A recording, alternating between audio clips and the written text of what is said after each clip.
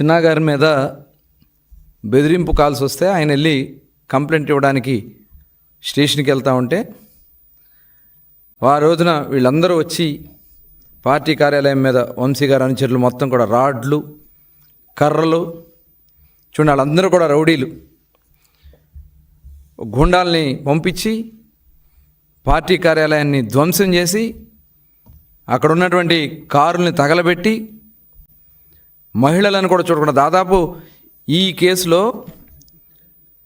Party కార్యాలయం మీద దాడికి వచ్చింది వాళ్ళు. మా నాయకుల మీద, మా కార్యకర్తల మీద, పట్టాభి గారితో సహా అందరి మీద కూడా కేసులు పెట్టి ఇక్కడే ఉన్నారు. గురుమూర్తి గారు, కళ్యాణి గారు, చిన్నా గారు, దాదాపు 40 మందిని దాదాపు 15 రోజులు దగ్గర వాళ్ళు జైల్లో ఉన్నారు. దాడి చేయటానికి వచ్చి మా వాళ్ళ మీద కేసులు పెట్టి వాళ్ళని తీసుకెళ్ళి జైల్లో పెట్టినటువంటి ఘనత జగన్మోహన్ రెడ్డిది.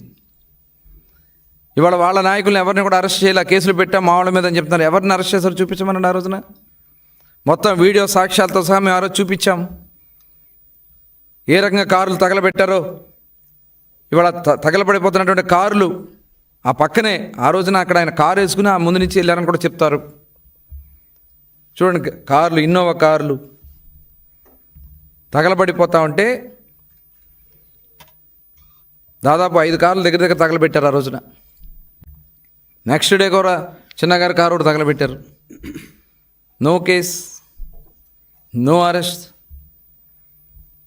రాళ్ళు పెట్టి దాడులు చేసి ఎన్ని కార్యక్రమాలు చేశారు. ఇవాళ ఆ కంప్లైంట్ మీద ఎవరైతే కంప్లైంట్ ఇచ్చున్నాడో సత్యవర్ధన్ని మరి ఏ రకంగా వాళ్ళు బెదిరించారో, మరి కిడ్నాప్ కాదా అది?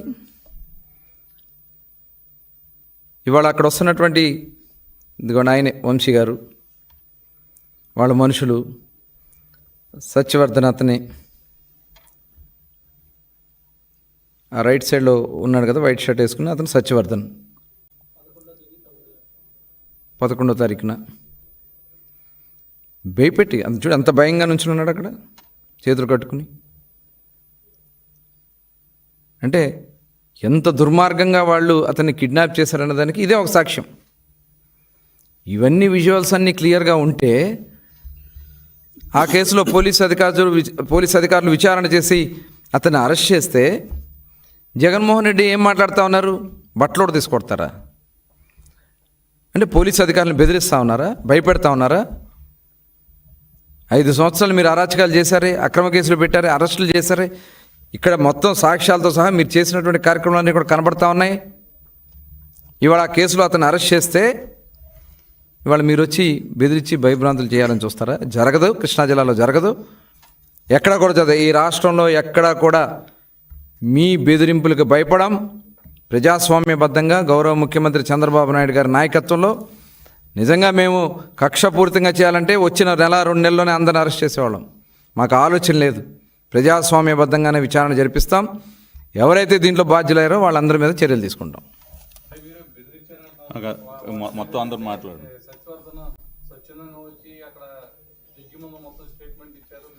ఇవాళ వాళ్ళే కంప్లైంట్ ఇచ్చారు కదా, వాళ్ళ తల్లిదండ్రులే కంప్లైంట్ ఇచ్చారు మా అబ్బాయిని కిడ్నాప్ చేశారని.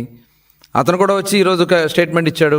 నిన్న 164 స్టేట్మెంట్ అతను జడ్జి దగ్గరికి వెళ్ళి ఆయన కంప్లైంట్ స్టేట్మెంట్ ఇవ్వడం జరిగింది. కిడ్నాప్ చేశారనేది క్లియర్గా విజువల్స్ కనబడుతున్నాయి కదా.